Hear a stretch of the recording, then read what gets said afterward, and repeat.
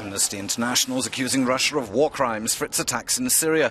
The NGO says airstrikes have cost hundreds of civilian lives and have targeted high-density residential areas, markets and medical facilities where no military targets have been apparent. Amnesty based its claim on telephone conversations with survivors and other witnesses. Between the 30th of September and the 29th of November this year, more than 25 attacks claimed only civilian lives. 6 of these raids killed at least 200 civilians and around 10 fighters.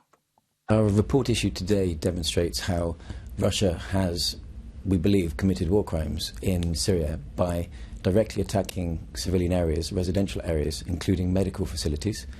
It's used inherently indiscriminate cluster munitions, and it's used unguided bombs in densely populated areas.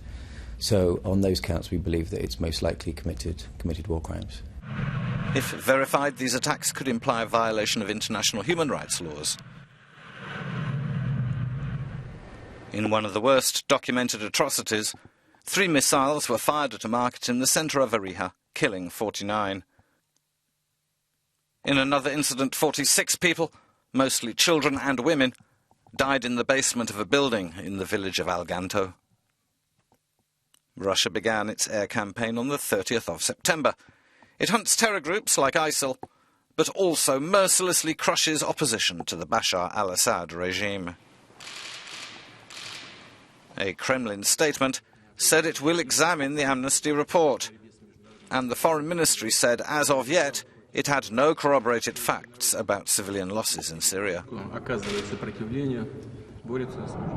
Syria's Opposition Human Rights Observatory counted from the end of September to the 21st of December 2,132 people killed in Russian attacks, of which 710 were civilians, including 161 children and 104 women. The war in Syria, which began nearly 5 years ago, has now cost more than 250,000 lives and displaced millions of people.